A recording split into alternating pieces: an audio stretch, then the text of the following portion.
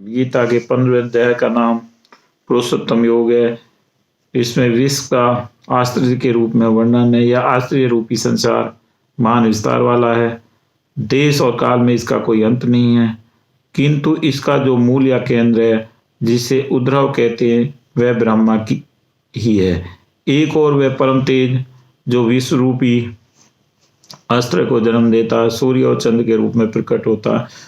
दूसरी ओर वही एक चैतन्य केंद्र में या प्राणी शरीर में आया हुआ, जैसा गीता में स्पष्ट कहा है कि अहम वैश्वानी भूत्राणी प्राणानी देशायनी 1500 से वैशानी वेशनार या प्राण में चेतना से बढ़कर और दूसरा रहस्य नहीं है। नर या पुरुष तीन हैं, क्षर अक्षर और अव्यय। पंचभूतों का नाम क्षर है, प्राण का नाम अक्षर है, मनुष्यत्व का नाम चेतना की संज्ञा अव्यय है। इन्हीं तीनों नरों की एकत्व स्थिति मानवीय चेतना का जन्म होता है, उसे ही ऋषियों के वैष्णव का अग्नि है। 16वें अध्याय में देवासुर संपत्ति का विभाग बताया गया। आरंभ से ही ऋषभ देव में सृष्टि की कल्पना देवी और आसुर शक्तियों के रूप में की गई है।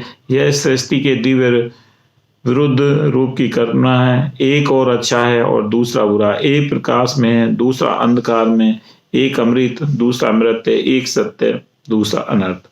17वें अध्याय की संज्ञा श्राद्धेयत्य विभाग योग्य। इसका संबंध सत रज और तम इन तीनों गुणों से है, अर्थात जिसमें जिस गुण का प्रादुर्भाव होता है उसी की श्रद्धा या जीवन की निष्ठा वैसी ही बन जाती है। यज्ञ तप दान कर्म ये सब 3 प्रकार की श्रद्धा से संचालित होते हैं। यहाँ तक कि आहार भी 3 प्रकार का है। उनके भेद और लक्षण गीता ने यहाँ बताया।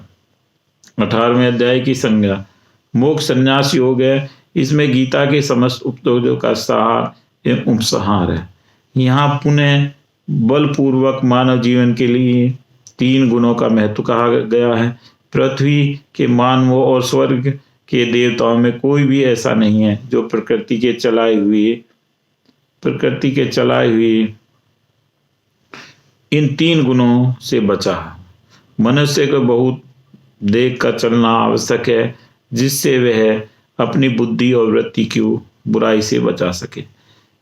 क्या कार्य है, क्या अक्रिय है, इसको पहचान सके। धर्म और अधर्म को, बंध और मोक्ष को, वृत्ति और निवृत्ति को जो बुद्धि ठीक से पहचानती है, यही सात्विक बुद्धि है और वही मानव की सच्ची उपलब्धि है। इस प्रकार भगवान और जीवन के लिए व्यवहारिक मार्ग का उपदेश देकर अनंत में यह कहा कि मनुष्य को चाहिए संसार के सब व्यवहारों को सच्चाई से पालन करते हुए जो अखंड चैतन्य तत्व है, जिसे ईश्वर कहते हैं, जो प्रत्येक प्राणी के हृदय या केंद्र में विराजमान है, उसमें विश्वास रखें, उसका अनुभव करें। यही जीवन की सत्ता है और यही चेतना है, वही सर्वोपरि आनंद का स्रोत है।